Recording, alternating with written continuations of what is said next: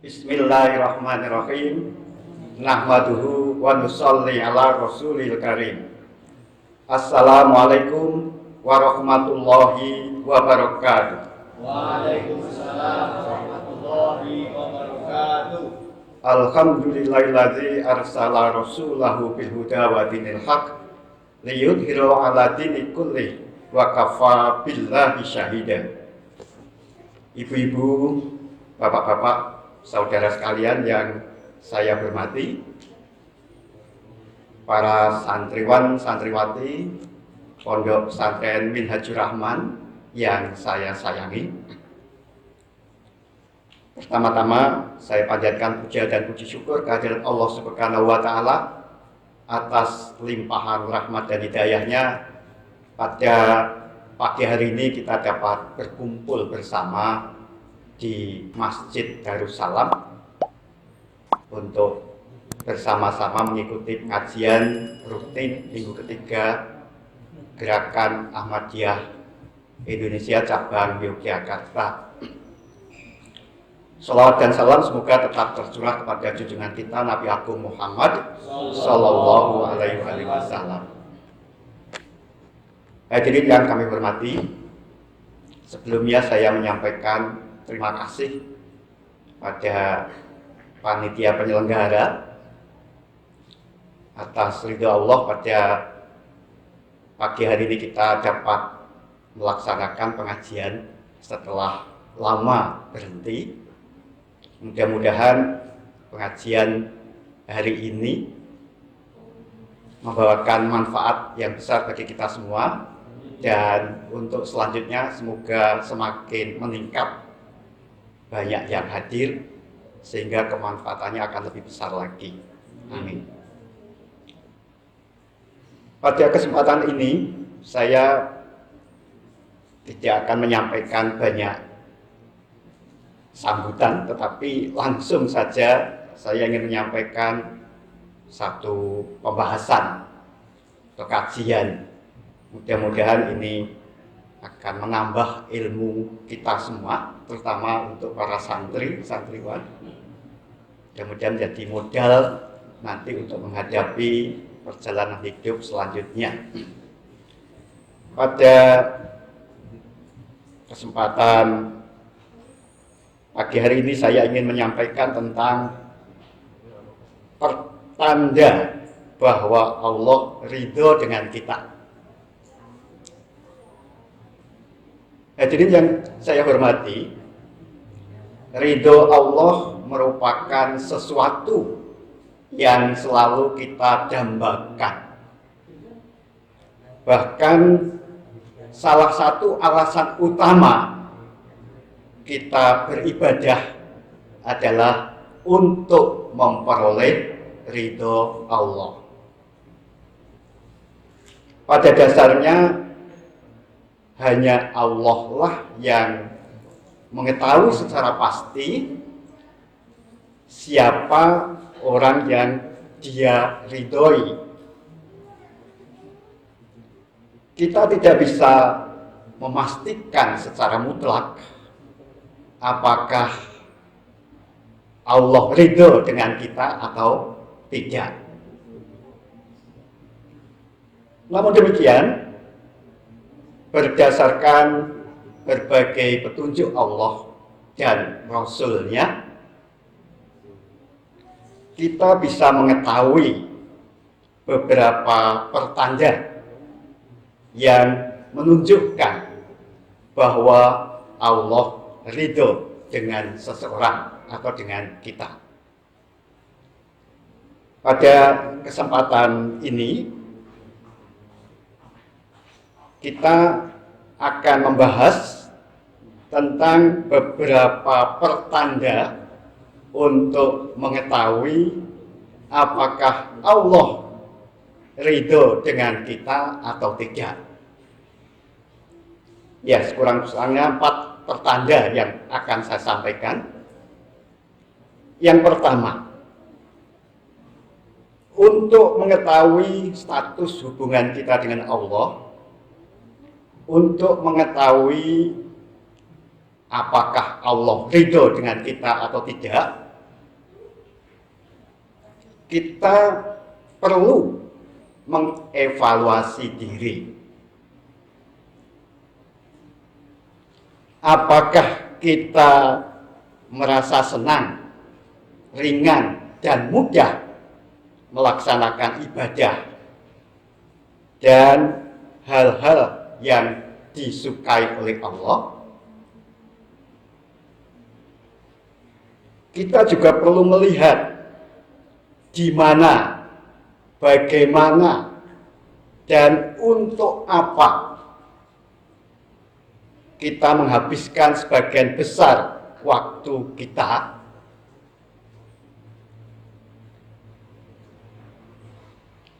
Apabila kita merasa senang, merasa ringan, merasa mudah untuk melaksanakan ibadah dan melakukan hal-hal yang diridhoi oleh Allah, apabila kita sering sibuk menghabiskan sebagian waktu kita, sebagian besar waktu kita untuk hal-hal yang mendatangkan ridho Allah, maka itu pertanda bahwa Allah ridho dengan kita.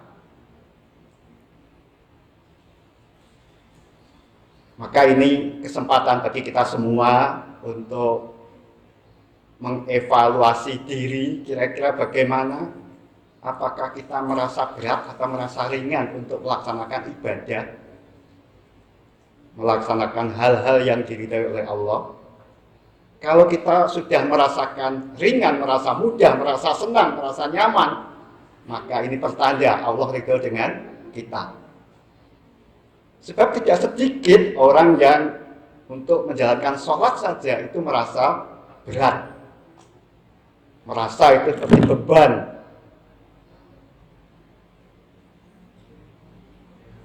Hadirin yang saya hormati, mengapa kesenangan atau kemudahan, keringanan langkah kita untuk melaksanakan ibadah ini merupakan tolak ukur untuk mengetahui apakah Allah ridho dengan kita atau tidak? Karena masalah ibadah ini adalah masalah penting dalam kehidupan kita. Bahkan Allah menciptakan manusia itu tujuan utamanya juga untuk ibadah. Dan ibadah ini merupakan satu-satunya hak Allah yang harus kita penuhi. Seperti disebutkan di dalam Al-Quran surat Al-Fatihah, Iyyaka na'budu wa iyyaka nasta'in ihdinas siratal mustaqim. Di dalam rangkaian ayat itu yang pertama kali disebutkan Iyyaka na'budu, kepadamu kami beribadah atau mengabdi. Ini menunjukkan bahwa beribadah atau mengabdi kepada Allah itu kalau kita lakukan berarti kita memenuhi hak Allah. Dan setelah kita bisa memenuhi hak Allah, maka barulah kita layak untuk menerima pertolongan dari Allah, menerima petunjuk dari Allah, menerima ridho dari Allah Subhanahu wa Ta'ala. Maka sekali lagi, mari kita senantiasa mengevaluasi diri, apakah kita sudah merasa senang, merasa nyaman, merasa nikmat menunaikan ibadah, menunaikan hal-hal yang disukai oleh Allah. Kalau itu sudah kita rasakan betul, maka ini pertanda bahwa Allah ridho dengan kita. Selanjutnya yang kedua, untuk mengetahui apakah Allah ridho dengan kita, kita bertanya pada diri sendiri. Apakah kita merasa senang dengan Allah? Apakah kita merasa senang dengan kehendak Allah? dan ketetapan-ketetapan Allah untuk kehidupan kita.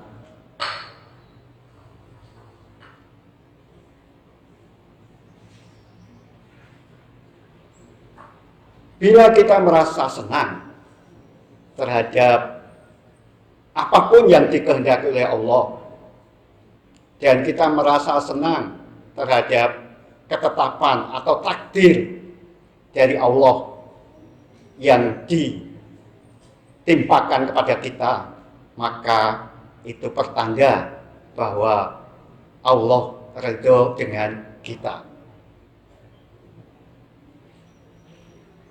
Bila kita merasa senang ketika mendapatkan anugerah Allah,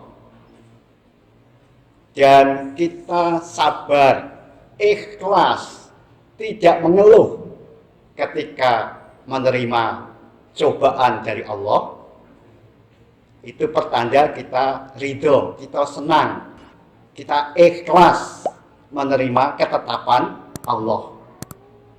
Dan ini juga pertanda bahwa Allah ridho dengan kita. Karena sering dalam kehidupan, ketika Allah menentukan sesuatu yang mungkin membuat kita menderita,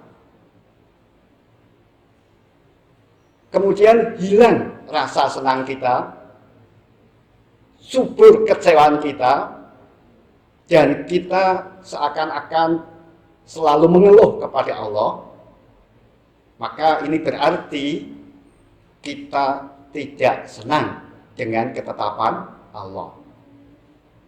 Dan kalau ini yang terjadi, maka mustahil Allah akan ridho dengan kita. Allah Subhanahu wa Ta'ala berfirman di dalam Al-Quran surat Al-Ma'idah atau surat 5 ayat 119. A'udzu billahi minasyaitonir rajim. Radhiyallahu anhum wa radu anhu. Allah berkenan atau ridho kepada mereka dan mereka berkenan kepadanya, yaitu kepada Allah. Dalam firman Allah ini tersirat pemberlakuan hukum kausalitas atau hukum sebab akibat, terutama berkaitan dengan masalah ridho. Kalau kita semua ridho atau senang dengan Allah,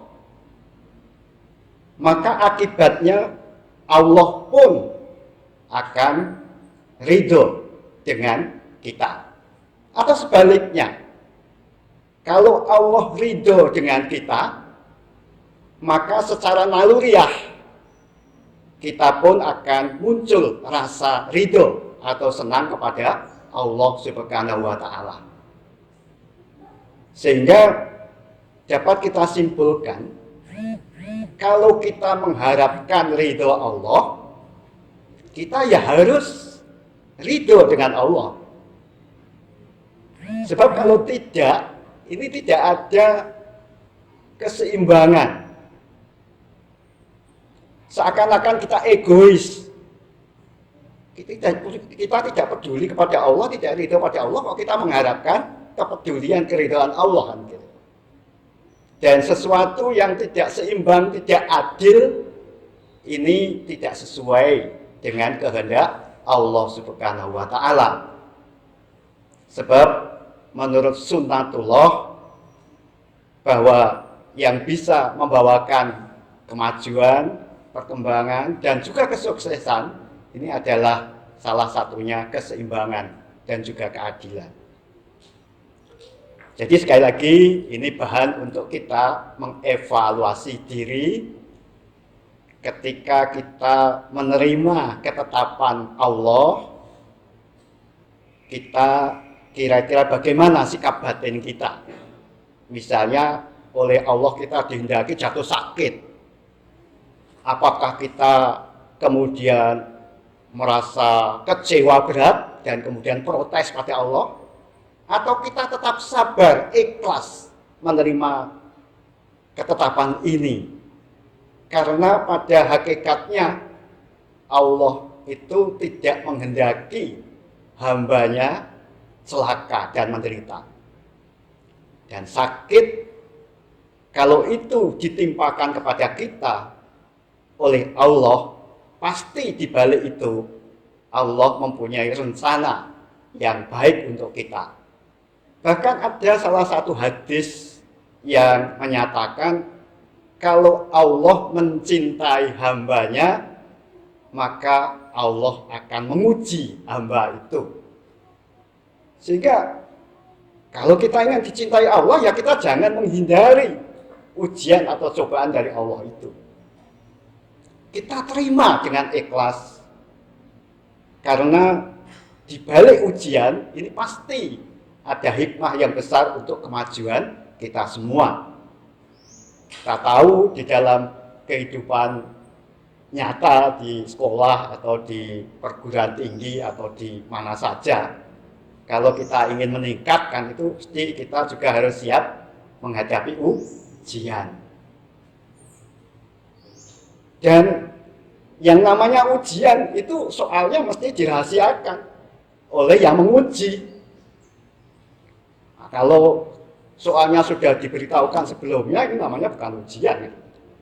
Nah, begitu pula kadangkala kita menerima cobaan itu tidak diberitahukan oleh Allah sebelumnya, spontan, dirahasiakan.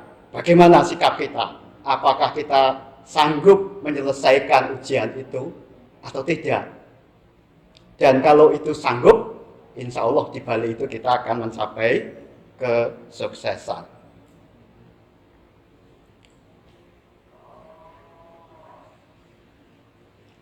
Selanjutnya, yang ketiga, untuk mengetahui apakah Allah ridho dengan kita, kita hendaklah memperhatikan bagaimana hubungan kita dengan kedua orang tua kita. Bagaimana hubungan kita dengan ibu bapak kita. Apakah ibu bapak kita berkenan, cinta, senang, bangga dengan kita, dan kemudian secara naluriah selalu mendoakan untuk kita, atau tidak? Jadi ini kita evaluasi, kira-kira iya ya hubungan orang tua kita dengan kita? Apakah hubungannya jauh, renggang? Apakah hubungannya itu erat dan saling mengerti, cair begitu, sehingga seakan-akan kalau kita tidak ada, orang tua selalu merindukan kita, dan begitu pula kita merindukan orang tua. Kalau hubungan kita baik, harmonis, dan dekat dengan orang tua cinta kepada kita, bangga kepada kita, dan sebagai ekspresinya selalu mendoakan kita, ini pertanda bahwa Allah ridho dengan kita. Nabi kita Muhammad SAW bersabda, ridho Rabbi fi ridho walidain wa sakotohu sakotihima. Ridho Tuhan tergantung pada ridho kedua orang tuanya, dan murka Tuhan tergantung pada murka keduanya. Hadis riwayat Tabrani. Oleh karena itu, mari pada kesempatan ini kita mengingat kembali bagaimana hubungan kita dengan orang tua kita. kalau ada masalah dalam hubungan kita dengan orang tua, atau ada kerenggangan hubungan kita dengan orang tua, maka segeralah kita memperbaikinya. Kita tunjukkan rasa cinta kita, hormat kita, bakti kita kepada orang tua, agar orang tua ridho, berkenan dengan kita. Dan itu pertanda bahwa Allah pun juga akan ridho dengan kita.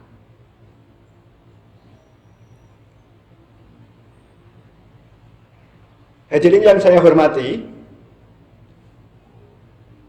saya sering istilah bahasa Jawanya itu niteni gitu ya. Niteni.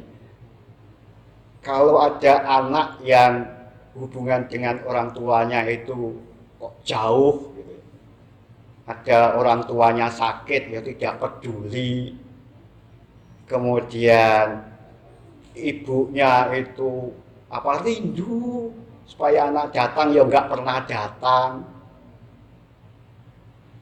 Setelah kita titeni, itu ternyata anak ini karena mungkin tidak mendapatkan ridho orang tua, itu juga sepertinya tidak mendapat ridho dari Allah, sehingga dalam nasib hidupnya itu sering ada kesulitan, ada kendala dan seterusnya. Oleh karena itu, marilah kita mumpung masih ada waktu, terutama untuk anak-anak kami yang santriwan-santriwati ini yang mungkin masih genap orang tuanya, ibu dan bapaknya, kita eratkan hubungan kita dengan orang tua. Kalau misalnya kita tidak bisa bertatap muka, ya paling tidak kita bisa berkomunikasi, apakah lewat WhatsApp atau telepon atau apalah pokoknya. Apalagi untuk zaman sekarang itu rasanya mudah kita bisa berkomunikasi meskipun tidak secara langsung.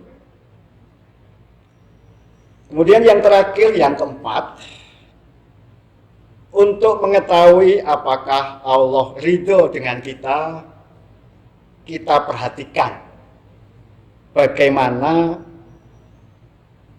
masyarakat atau orang banyak memperlakukan kita di dunia ini. Apakah masyarakat atau lingkungan sosial kita itu mencintai kita, menghormati kita, mengakui kita bahwa kita orang baik atau tidak. Jadi kita bisa berkaca dari lingkungan sosial kita, dari teman, dari tetangga, dari siapa yang ada di sekitar. Kalau mereka itu kok nampaknya cinta ya pada kita, maksudnya sayang gitu, perhatian gitu, atau nampaknya mereka itu mengakui bahwa kita ini orang baik, ini pertanda bahwa Allah juga ridho dengan kita. Karena sebenarnya ridho Allah itu bisa juga dicerminkan dari keridhoan masyarakat. Jadi misalnya ada satu lembaga, kok di dalam lembaga itu orang pada umumnya merasa benci, merasa kecewa, merasa tidak puas dengan seseorang, berarti seseorang ini kan tidak dicintai, tidak dihormati, tidak diakui sebagai orang baik oleh lembaganya. Dan kalau itu yang terjadi, ini berarti pertanda bahwa Allah pun tidak ridho dengan dia. Jadi sebenarnya ini bisa juga untuk menjadi pendorong kita untuk berupaya semaksimal mungkin menjadi orang yang baik, orang yang tulus. Baik bukan karena kita supaya dipuji atau dihargai orang lain, tapi baik karena kita melakukan segala sesuatu semata-mata karena Allah.